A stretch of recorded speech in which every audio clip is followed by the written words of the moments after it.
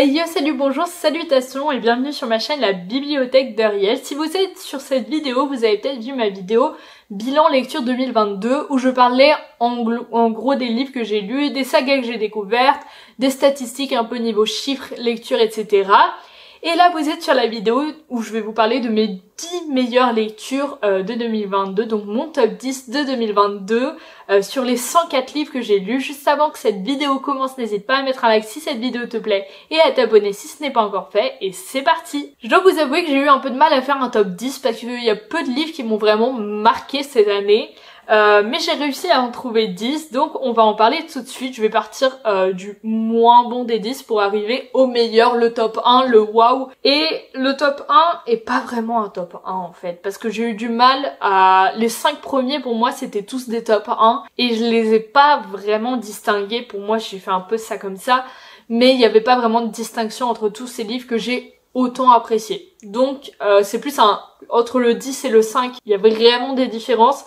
Et après le top 5 c'est un peu, voilà, j'ai mis des chiffres parce que j'ai mis des chiffres. Mon 10e livre préféré cette année, ça a été Les 7 maris d'Evelyn Hugo de Taylor Jenkins Reid. Donc c'est un livre que j'ai lu en anglais, donc qui s'appelle donc The Seven Husbands of Evelyn Hugo. Donc c'est un livre qui parle d'une femme célèbre qui va donner sa dernière interview. C'est une femme très connue mais aussi dont on parle beaucoup parce que elle a eu 7 maris, et dans ce livre on va découvrir qui a été son véritable amour. J'ai aimé cette lecture parce qu'elle était simple à lire en anglais, elle m'a procuré pas mal d'émotions et franchement je m'y croyais, c'est-à-dire que quand je suis sortie du livre j'étais en mode attends, elle n'existe pas Evelyn Hugo, et genre vraiment j'étais en mode c'est pas possible. Du coup ça a été une très bonne lecture sur ce point-là. J'ai vraiment apprécié le lire, mais voilà, top 10, le 10e.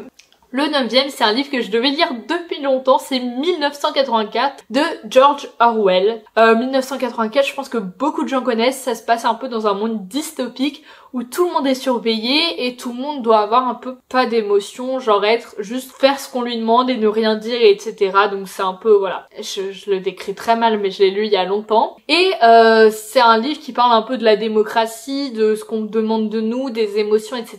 Et j'ai trouvé que c'était très sympa à lire.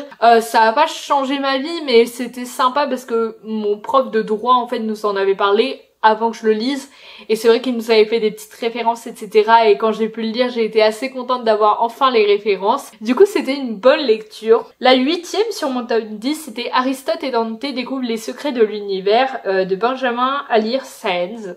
Pour être très honnête, j'ai hésité à la mettre dans ce top 10 parce que quand je l'ai lu, c'était genre waouh, cette lecture est incroyable. C'est en gros une romance entre deux adolescents qui sont tous les deux mexicains immigrés aux États-Unis et qui se sentent pas vraiment à leur place. Mais en fait, j'ai commencé le tome 2 juste après et ça m'a gâché ma lecture parce que le tome 2, je l'ai trouvé pas bon, je l'ai abandonné, et du coup j'étais en mode le tome 1 il est pas si bien. En fait, vu que le tome 2 j'ai pas aimé sur le moment, je pense que je le relirai à un moment, et ben ça m'a gâché ma lecture du tome 1, genre je sais pas vraiment comment expliquer mais c'était hyper bizarre. Et du coup j'ai eu du mal à apprécier en fait après coup le tome 1. C'est pour ça que normalement je mets du temps entre les tomes pour pouvoir me dire si j'ai bien aimé, c'est pas parce que le tome d'après est pas bien que voilà, le tome d'avant est pas bien non plus. Mais du coup j'avoue que ça m'a un peu gâché l'expérience du tome 1, même si je me souviens qu'il était plutôt bien. En 7e sur ce top 10, on a Le Monde de Charlie de Stephen Chbosky. Donc ça c'est un livre que je pensais pas qu'il me plairait autant parce que la couverture faisait très jeune, on va dire jeunesse quoi. Et je me disais ça va pas être incroyable. Finalement c'était vraiment très bien, j'ai ressenti énormément d'émotions, mais pour être tout à fait honnête, s'il est pas plus haut dans ce classement, c'est parce qu'au moment où je l'ai lu ça m'a énormément marqué. Aujourd'hui, je m'en souviens absolument pas. En fait, je l'ai lu très rapidement, je crois que je l'ai lu en 24 heures ou une journée, je sais plus. Enfin, une journée, genre sur 2 jours. Mais je m'en souviens pas tant que ça. Enfin, vraiment, sur le coup, ça m'a vraiment marqué. Je me souviens que j'ai pleuré, etc. J'arrive pas à m'en rappeler, donc bon. Il a une bonne place dans ce classement parce que voilà, il m'a plu au moment où je l'ai lu. Mais pour être honnête, je serais incapable de vous dire vraiment de quoi l'histoire parle parce que je ne m'en souviens pas du tout. On arrive maintenant donc au 6e livre de ce classement qui est Moon Brothers. Moon Brothers de Sarah Crossan. Moon Brothers, c'est une de mes dernières lectures de 2022. Du coup, je sais pas si j'ai été influencée par le fait que c'était vraiment bien ou juste par le fait que bah c'est une de mes dernières lectures, du coup forcément elle m'est restée en tête. Mais c'était quand même bien, ça parle d'un jeune garçon dont le frère est condamné à mort et bah il va passer ses dernières semaines avec lui, aller le voir en prison, etc.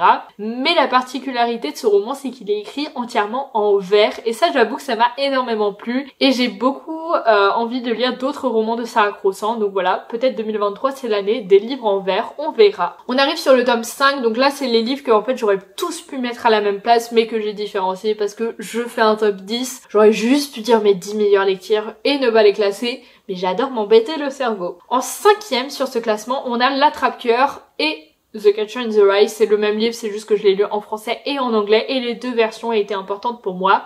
Du coup, je les ai mis un peu ensemble sur le classement de J.D. Salinger. Donc, L'Attrape-Cœur, c'est incroyable parce qu'en fait, le livre est pas si bien que ça. Genre, c'est bien, mais bon. Ça va pas casser trois pattes à un canard comme on dit. C'est marrant parce qu'il y a un canard dans le livre, mais si vous avez pas la ref, vous avez pas la ref. Du coup, c'est bien. Mais en fait, ce qui m'a choqué, m'a touché dans ce roman, c'est qu'en fait, il y a un passage où il y a un personnage, en fait, qui a une révélation sur sa vie. Et moi, au moment où je l'ai lu, bah, j'ai eu la révélation grâce au personnage. Du coup, ça a vraiment changé mon année. Enfin, ça m'a donné quelque chose auquel m'accrocher. Ça m'a donné une idée de métier. Donc, c'est quand même quelque chose de un peu important, on peut dire, quoi. Mais vraiment, c'était une lecture qui, au final, si je parle du livre en lui-même, c'était bien, mais c'est pas incroyable. Mais l'idée que ça a laissé en moi, enfin, c'était incroyable. Et pour vous dire, j'ai un compte Instagram qui est un peu personnel mais public. C'est genre où je poste des photos de moi, des réels, etc. Si vous voulez aller le suivre, ça s'appelle If a Body. Je l'ai pas dans le truc, mais allez voir mon compte La Bibliothèque de Riel et vous aurez le lien. Et genre, j'ai nommé ce compte après ce livre. Genre dans le livre, il y a une citation qui fait If a body gna gna gna gna gna, et cette citation c'est la révélation du personnage et j'ai nommé mon compte Instagram après ça, donc c'est quand même que il y a eu un impact émotionnel à un moment. Donc voilà pourquoi c'est dans le top 5. En 4e, dans ce top 10, on a D'après une histoire vraie de Delphine de Vigan. Encore une fois, je m'en souviens pas trop, mais c'est le seul livre que j'ai mis en coup de cœur en 2022. Genre je sais pas pourquoi 2021 j'avais mis plein de livres en coup de cœur. 2022 j'en ai mis un seul et c'est celui-là. Je l'ai lu en janvier et je me souviens juste que c'était très bien, que ça parlait de santé mentale, mais je suis incapable de dire l'histoire. Donc voilà, je suis désolée, cette vidéo elle doit être frustrante pour les gens qui veulent vraiment connaître les histoires des livres, etc. Et je suis juste en train de dire, je m'en souviens pas, mais c'est juste pour vous donner des idées de titres et après vous pouvez bien sûr aller voir par vous-même. En 3e, donc on arrive sur le top 3, on a Bienvenue dans l'Anthroposphère de John Green. C'est un livre que j'ai lu en mars. Il m'a à la fois beaucoup plu et pas trop plu. Parce qu'en fait c'était un recueil de chroniques sur la société, sur n'importe quoi en fait. Certaines m'ont fait beaucoup rire, certaines m'ont fait réfléchir et certaines m'ont laissé un peu genre... Ouais. Du coup, certaines de ces chroniques ont vraiment, voilà, encore une fois, changé ma vision de la vie, m'ont fait réfléchir à plein de choses. D'autres m'ont fait genre... Ah, ok, on passe à la suite. Du coup, voilà, il est dans le top 3, mais c'est pas vraiment un top 3, vous avez compris. Ensuite, on arrive sur les deux derniers livres que j'ai eu hyper beaucoup de mal à genre différencier, enfin genre à dire lequel est le premier, lequel est le deuxième. Du coup, on va juste les dire ensemble. En 2, on a Divergente de Véronica Roth et en 1, on a Hunger Games de Suzanne Collins. C'est ça que j'aime pas en fait dans ce classement, c'est que Divergente et Hunger Games ça a été des très bonnes lectures. De là à dire qu'elles ont bouleversé mon année 2022, non, je n'irai pas jusque là. Je suis en train de détruire le classement que je viens de faire et ça m'éclate. Mais c'est juste une façon pour moi de dire en fait 10 livres qui m'ont marqué en 2022. Je vous les redis dans le désordre pour que vous ayez si vous voulez les mettre dans votre wishlist ou quoi que ce soit. Il y a D'après une histoire vraie, Bienvenue dans l'Anthropocène, Divergente, L'Attrape-Cœur, Le Monde de Charlie 1984, Les 7 maris d'Evelyn Hugo, Aristote et Dante découvrent les secrets de l'univers, Hunger Games et Moon Brother. Voilà mon top 10 de 2022, j'espère que ça vous a plu. Franchement j'ai du mal à classer les livres comme ça parce que je me souviens que vers... il y a combien de mois dans l'année il y a 12 mois dans l'année, au bout de 6 mois en 2022, j'ai déjà fait une vidéo bilan en fait de 6 mois. Et ça avait été beaucoup plus facile de classer les livres que j'avais vraiment aimés parce qu'ils étaient assez frais dans ma mémoire. Et là, franchement, ça commence à dater. Du coup, voilà.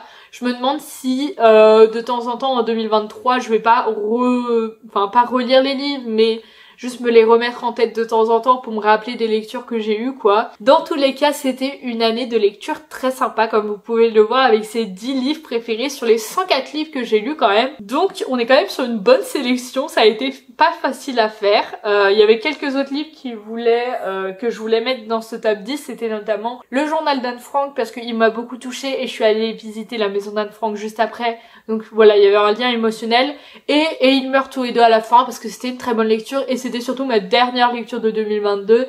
Du coup je me suis dit pourquoi pas, mais bon. Je pense que c'est juste parce qu'il était récent dans ma mémoire que j'avais envie de le mettre dans ce top 10. Toi, n'hésite pas à me dire les lectures que tu as préférées en 2022 dans les commentaires, comme ça je pourrais les mettre dans ma wishlist et encore aller à la librairie pour acheter des livres.